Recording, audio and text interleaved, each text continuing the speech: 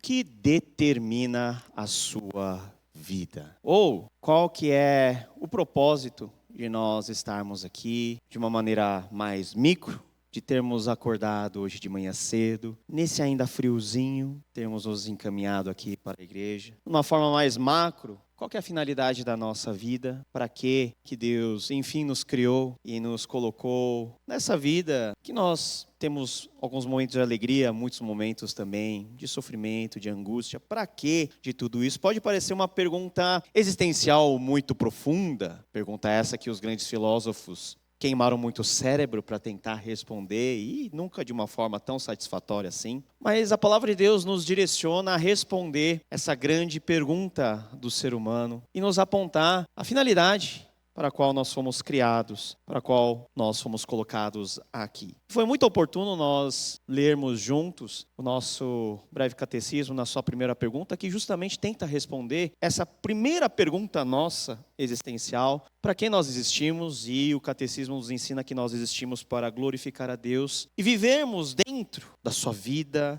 experimentarmos das alegrias que Ele nos proporciona, vivermos dentro da circunstância do mundo, do povo que Ele nos permite viver. E dessa maneira, glorificar a Deus é uma outra maneira de nós falarmos de adorar a Deus, de vivermos em função de Deus, de termos toda a nossa vida filtrada, canalizada por essa ação, que é uma ação não somente que faz parte da nossa vida, mas é uma ação que determina a nossa vida. A adoração determina a minha vida, a sua vida, a vida de toda a nossa comunidade, de toda a nossa igreja. Nesse sentido, gostaria de ler com vocês um texto muito conhecido das Sagradas Escrituras, que com certeza você já contou para o seu filho, com certeza você já pensou sobre ele, que é o texto de Gênesis capítulo 4.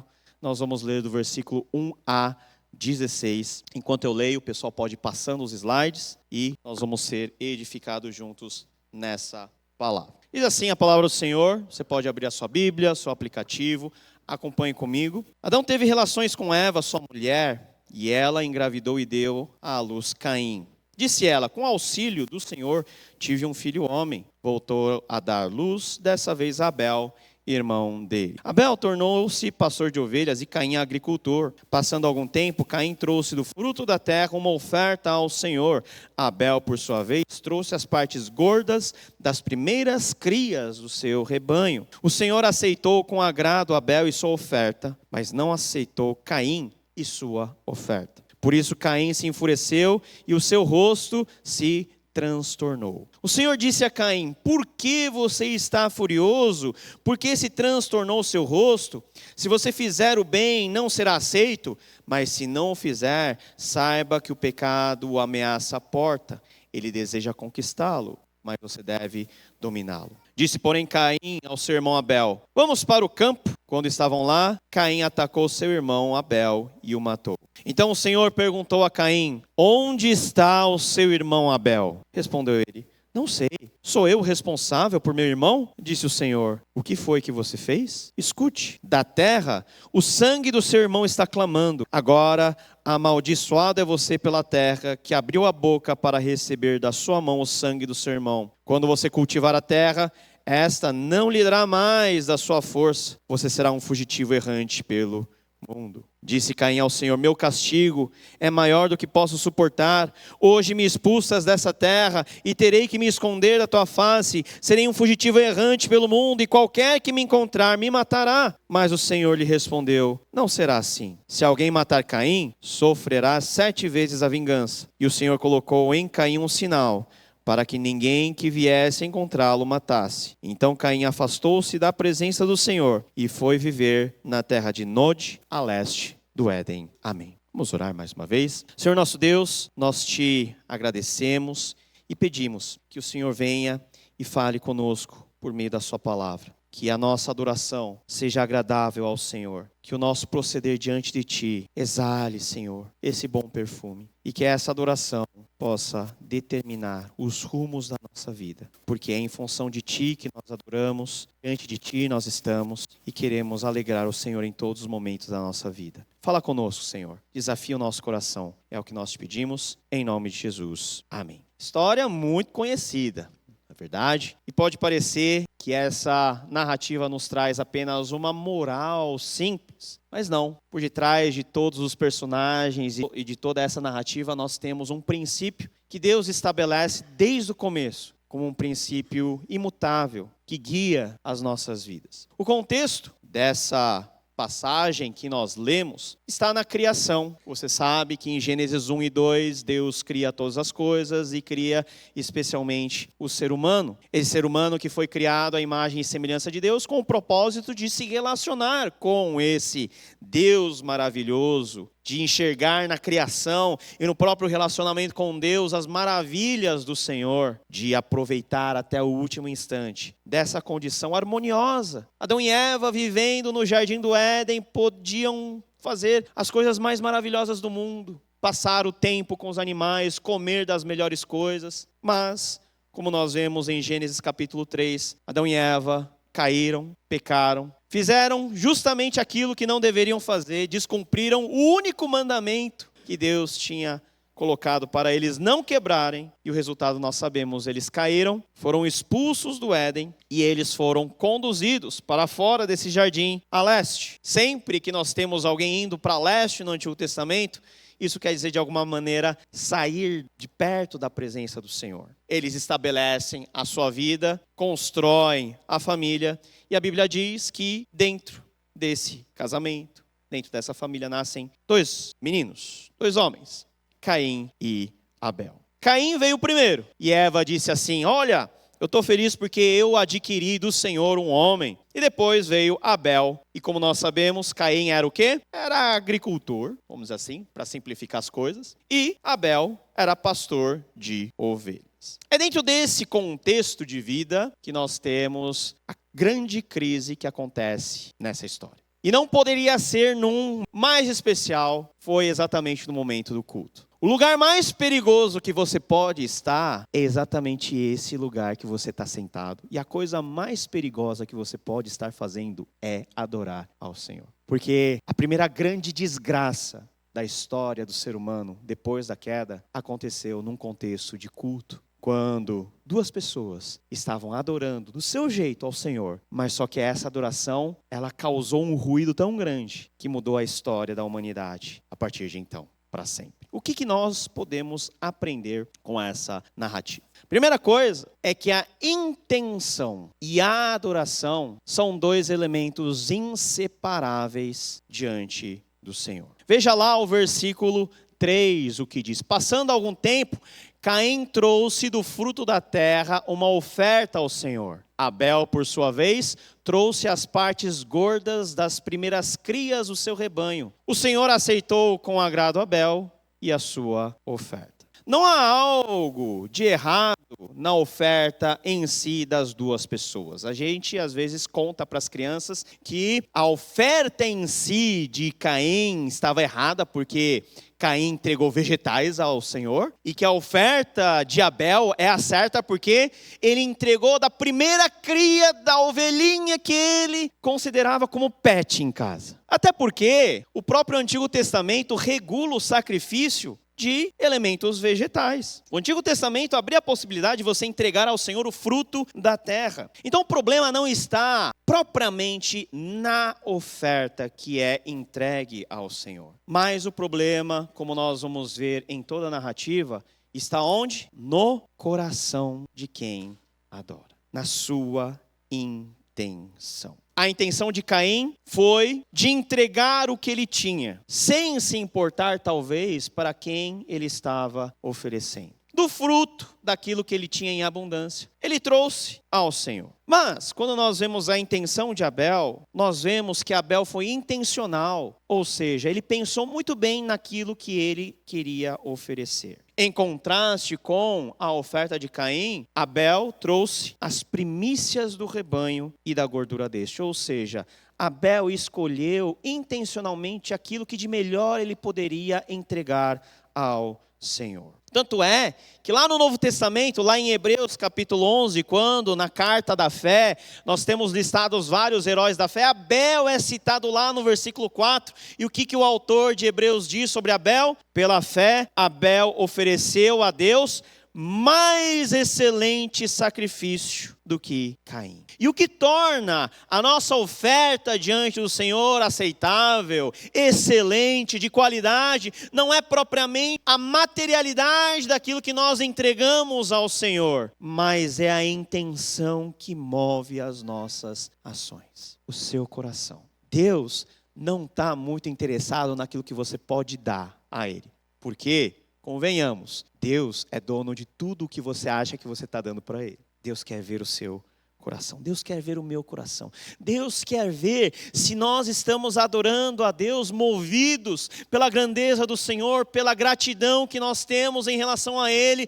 pelos benefícios que nós temos recebido dia após dia, e o nosso coração não aguenta de tanta gratidão, de tanta alegria, de tanto agradecimento, de tantas coisas boas, e nós canalizamos e condensamos tudo isso na nossa forma de nós nos relacionarmos com Deus. E a intenção de Abel era melhor, porque Abel entregou o melhor, porque ele sabia diante de quem ele estava. E olha só, Hebreus vai nos ensinar que Abel entregou as ofertas pela fé. A fé é a certificação máxima da qualidade das nossas intenções. Isso quer dizer que Caim entregou ao Senhor sem fé. Abel entregou ao Senhor com fé.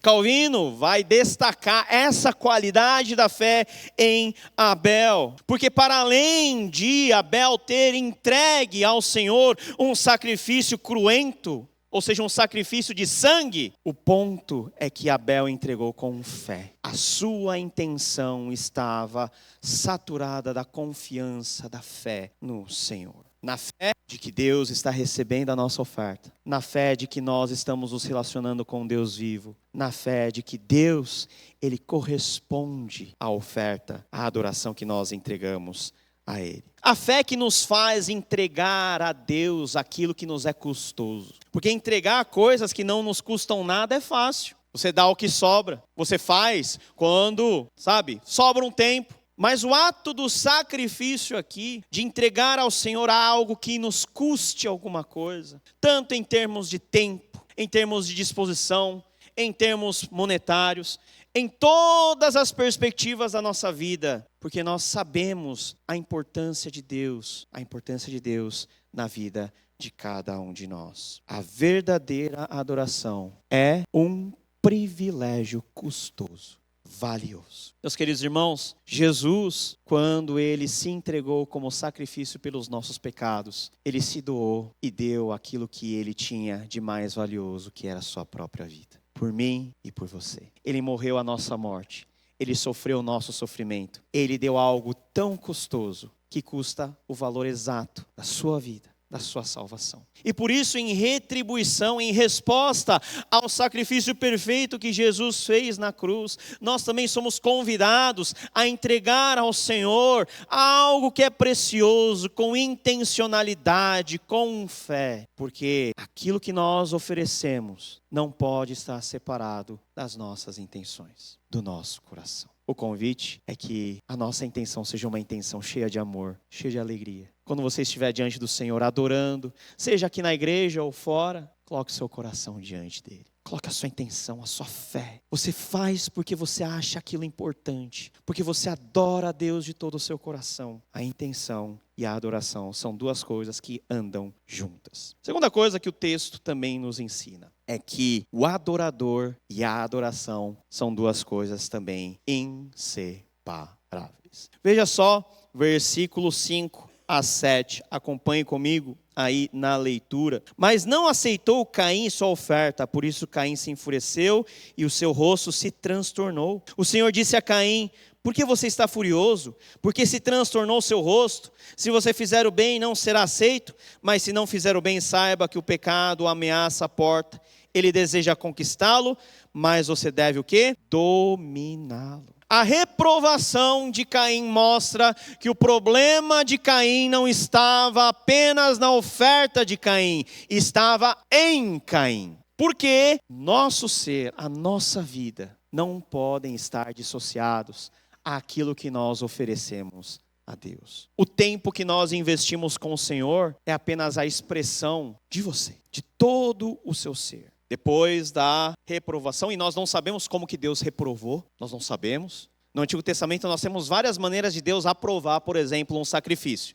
Às vezes, o altar está pronto e o que acontece? Deus manda fogo do céu e a chama lambe todo o sacrifício. Nós não sabemos se foi isso que aconteceu ou não, mas o que nós sabemos é que ficou muito claro para os dois irmãos quem havia ganho o coração de Deus e quem havia sido reprovado. E é claro, gente, irmão faz o quê? Antes de se amar, faz o quê? Briga, tem disputa. Lá eu tenho 3 em casa que disputam por qualquer coisa, querem medir forças. Imaginou Caim recebendo uma reprovação de Deus e do lado o seu irmão alegre e feliz porque ele foi aprovado. Ele agradou o coração de Deus. Caim vai ficar com ciúme. O coração dele vai ficar extremamente incomodado, ao ponto do texto dizer que o semblante de Caim se transformou. Ou seja, aquilo que já estava latente dentro do seu coração, veio a ser expresso no seu semblante. Raiva, talvez. Rancor. Nós temos aqui o relato da primeira grande frustração humana. Minha vida de relacionamento com Deus está relacionado a como também nós superamos essas frustrações em arrependimento. Ou se nós chutamos o pau da barraca e nós nos desviamos completamente de Deus. As frustrações fazem parte, inclusive, da nossa vida de adoração, porque não é sempre que as suas intenções vão agradar ao Senhor, e o Senhor está pronto para te corrigir, para ensinar qual que é o melhor caminho. Se diante da reprovação Caim tivesse se dado conta, a ficha dele tivesse caído e ele tivesse se arrependido, Caim seria normalmente restaurado. Mas Caim não conseguiu sobreviver com a frustração de não agradar a Deus. E se por um lado Abel entregou ao Senhor pela fé, Caim entregou na sua força, com aquilo que ele achava bom. E quando Deus não aceitou, ele ficou frustrado. Caim caiu no erro dos seus pais. Adão e Eva, sim, diante do seu próprio erro. O que Caim fez? Implicitamente culpou Abel. Porque a lógica de Caim é o seguinte: se Deus não me aceitou, foi por causa dele. Porque Deus aceitou dele. Se não tivesse Abel, Deus iria ser só meu. Não teria nem ninguém para reprovar. Deus automaticamente aceitaria o meu sacrifício. Caim foi dominado pelo pecado. E o que ele fez? Cometeu o primeiro assassinato. Que, por ironia, foi o primeiro fraticídio. Alguém matando alguém já é feio, né? Irmão matando irmão é um negócio que quebra toda a nossa lógica de pensar. E de onde surgiu a ideia do fraticídio? No contexto da adoração, no contexto do culto. Porque Caim se achava, talvez, muito mais do que ele realmente era. Buscar a aprovação das ofertas sem se importar com a nossa própria aprovação, na verdade, é uma tentativa de subornar Deus. Você acha que com o que você entregar a Deus, Deus vai melhorar a condição da sua vida, sem você se preocupar que você tem que oferecer algo maior do que as suas próprias ofertas, que é a sua própria vida. Porque as suas ofertas são expressão daquilo que você é diante de Deus. E se uma coisa está descolada com a outra, Deus não tem como aceitar. Porque a intenção de Deus não é aceitar as coisas que você oferece, é te aceitar como sacrifício, como ato de adoração. As nossas frustrações existem. Talvez você tenha vindo aqui na igreja com o coração frustrado com a semana que você passou. Talvez você se vê aqui adorando a Deus da forma mais hipócrita possível, porque você pensa assim: eu estou cantando algo que eu não vivo, eu estou vivendo algo que está totalmente descolado com aquilo que eu faço em nome de Deus na igreja ou fora dela. Mas essa frustração para nós é o grande alerta de misericórdia de Deus, porque é a chance que Deus dá para que nós possamos nos arrepender, voltar ao centro da vontade de Deus e nos apresentarmos como a própria oferta de adoração. E nós olhamos mais uma vez para Jesus, porque Jesus é o exemplo máximo. Porque ele, sendo a própria oferta, ele sendo o próprio sacerdote, de forma integral se apresentou a Deus para a salvação dos nossos pecados, para a redenção da nossa alma. Jesus se deu inteiro por amor. E o nosso chamado também é de nós nos oferecermos por inteiro. E esse inteiro está relacionado ao inteiro da nossa vida e tudo o que faz parte da nossa vida. Por isso que a adoração não é apenas esse momento litúrgico que nós celebramos aqui. A adoração, ela começa aqui, ela tem o seu gatilho inicial aqui, mas ela vai se desenvolvendo segunda, terça, quarta, quinta, sexta, sábado. Quando você está se arrastando no sábado para chegar no domingo, você vem e ganha um novo impacto, um novo impulso para você viver mais uma semana em adoração ao Senhor. Você sai daqui impactado e você volta de novo para a igreja trazendo tudo que você fez durante a semana em gratidão ao Senhor. Talvez em arrependimento, porque tem muitas coisas que nós fazemos durante a semana que não agradam a Deus. Traz tudo para o Senhor. Não deixa nada lá fora. Traz tudo para Deus. Aquilo que você fez de certo ou de errado. Porque esse lugar, o lugar da adoração, é o lugar de correção, é o lugar da misericórdia de Deus. É o lugar onde Deus quer ver você inteiro. Porque de forma inteira Deus quer tratar com você. Em último lugar, a própria vida e a adoração são elementos inseparáveis para nós. Nós temos o relato do primeiro homicídio, que foi um fratricídio. Caim falhou na adoração. E quando nós falhamos na adoração, o que nós fazemos? Nós pecamos. A adoração é quando todos os nossos olhares são direcionados a Deus. E quando nós falhamos na nossa adoração, o olhar que eu deveria ter em relação a Deus passa a ser direcionado a quem? Aos meus interesses. Aquilo que eu acho certo, ao meu senso de autojustificação. E para Caim, sair dessa justificado, só matando o irmão. Porque você joga na culpa no outro, a culpa do seu fracasso. O fracasso em nossa adoração determina o fracasso em nossa ética. Fracasso na nossa família, fracasso na nossa vida. Porque é o relacionamento com Deus que molda todas as demais coisas. Caim repete novamente o erro dos seus pais. Ele não demonstra arrependimento. Ele demonstra indolência em relação à chamada de Deus. O que Deus fala para Caim? Caim, cadê seu irmão? Cadê seu irmão? Aquela pergunta que a gente faz para os nossos filhos, né? O jarro quebrou e a gente faz questão de ir lá para os nossos filhos e pergunta, cadê o jarro? Ele acabou de quebrar. Mas a gente quer ver o que ele vai responder. Cadê? Cadê seu irmão? E o que Caim responde? Era oportunidade, sabe? Gente, a gente se dá mal na vida por não aproveitar as oportunidades. E Deus deu aquela oportunidade. É agora, se arrepende. Fala que você errou. Não. Diante da pergunta, o que Caim responde? Deus, agora o Senhor me colocou como babá dele? Sei não. Eu não sou babá do meu irmão, não. Vai perguntar para o papai e para a mamãe. Sei não. Esse é o efeito de nós falharmos na vida de adoração. Porque nós passamos a tratar Deus com indolência, sem temor. E Caim recebe um castigo grande. Deus pesa a mão sobre Caim e ainda Deus é misericordioso com Caim. Caim chora as pitangas dele, Deus, se for assim, o primeiro que me vai querer me matar. E Deus fala, não, ninguém vai te matar não, vou colocar uma marca em você e quem matar você vai ter 7 vezes mais maldição do que você está tendo. Deus ainda assim, Ele trata conosco com misericórdia, porque ainda assim Ele espera que nós nos convertamos, retornemos. Mas olha só o que acontece com Caim. Caim, ele se retira da presença do Senhor para viver na terra de Nod, a leste do Éden. 2 coisas interessantes aqui. Caim, ele se afasta da presença do Senhor. Por quê? Porque ele falhou na sua vida de adoração. Ele não conseguiu ter êxito. E quem não tem êxito na vida de adoração, não consegue ficar perto de Deus. Sai, porque ele mesmo vira o seu próprio Deus. E ele foi para um lugar chamado Nod. Nod significa errante, sem rumo. Ou seja, é um jeito legal da Bíblia dizer que Caim saiu da presença do Senhor e saiu para um lugar sem rumo. Longe de Deus, nenhum rumo está certo. Longe de Deus é só bagunça. Longe de Deus é só um lugar errante, um lugar escuro. É para perto que Deus quer te trazer essa manhã. E esse lugar ficava a leste do Éden. E como eu falei no começo, sempre que alguém vai para leste, é uma sinalização que está saindo da presença de Deus. Está saindo do centro da vontade de Deus. O primeiro casal já tinha ido para o leste. Caim vai mais para o leste, ou seja, cada vez mais longe de Deus. E por que isso aconteceu com Caim? Porque a vida dele era uma vida que não estava casada com aquilo que ele fez naquele ato de adoração,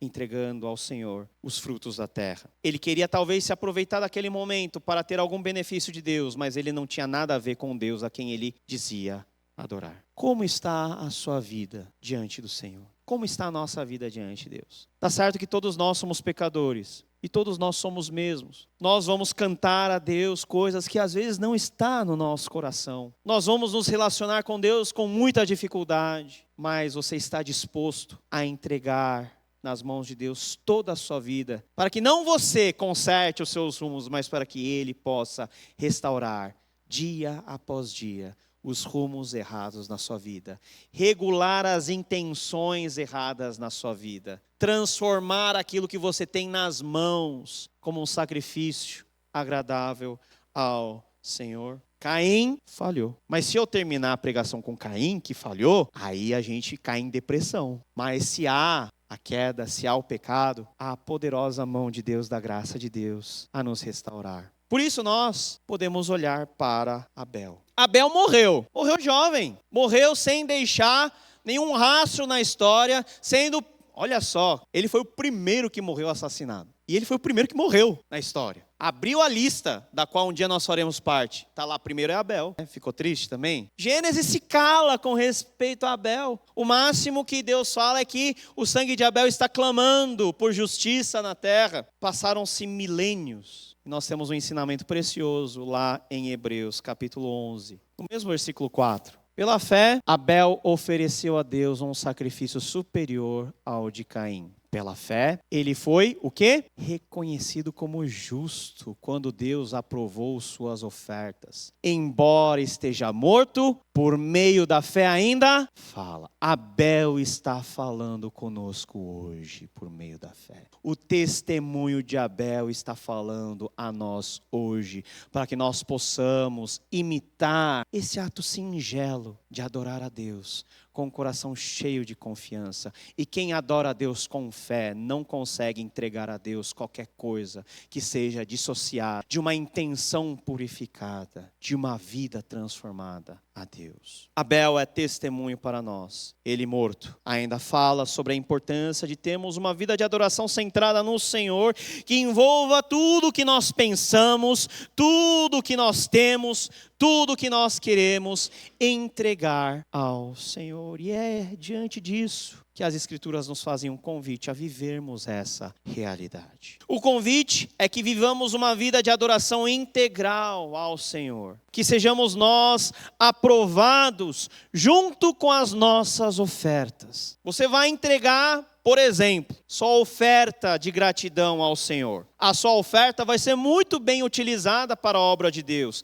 Mas a pergunta mais importante não é essa. A pergunta mais importante é se junto com essa oferta Deus recebe também o seu coração. Porque a oferta dissociada do coração, da vida, das intenções, para você não vai ter nenhuma serventia. Por isso que nós não fazemos troca com Deus. Com Deus não é toma lá da cá. Com Deus não é barganha. Com Deus é um coração cheio de gratidão. Nós damos para Deus tudo o que nós temos, porque Ele primeiro deu por nós tudo o que Ele tinha, que é o seu Filho, Jesus Cristo. Nós podemos dar a nossa vida, porque Jesus deu a vida dele. Nós podemos investir o nosso tempo com Deus, porque Deus investiu e investe a eternidade conosco. Nós apenas respondemos. E a adoração é resposta. Resposta à graça de Deus. Essa graça que se manifestou de forma sublime na cruz do Calvário. Ora, se o sangue de bodes e touros e as cinzas de uma novilha espalhadas sobre os que estão cerimonialmente impuros os santificam de forma que se tornam exteriormente puros, quanto mais o sangue de Cristo, que pelo Espírito Eterno se ofereceu de forma imaculada a Deus, purificará a nossa consciência de atos que levam à morte, para que sirvamos ao Deus vivo. Servir a Deus vivo é adorá-lo.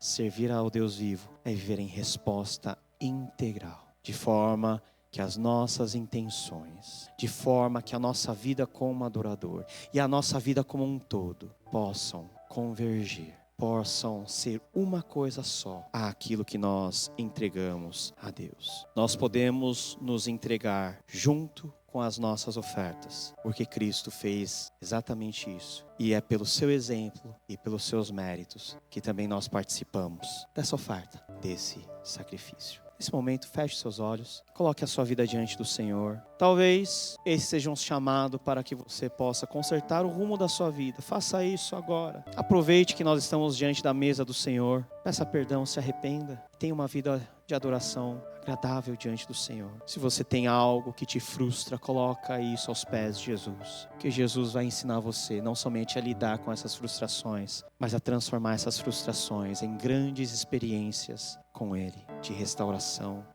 Senhor Deus, muito obrigado, porque nós nos colocamos mais uma vez diante do Senhor e pedimos que a Tua graça restauradora venha sobre nós essa manhã, a passar o Seu sangue sobre todas as nossas frustrações, a nossa desobediência, a nossa pretensão em queremos entregar ao Senhor alguma coisa dissociada à nossa vida e pedimos que o Senhor venha gentilmente, haja em nós, para que o nosso ser como completo, como inteiro, como algo pleno, possa ser o sacrifício que o Senhor se agrada em receber. E nós fazemos isso em nome de Jesus. Amém.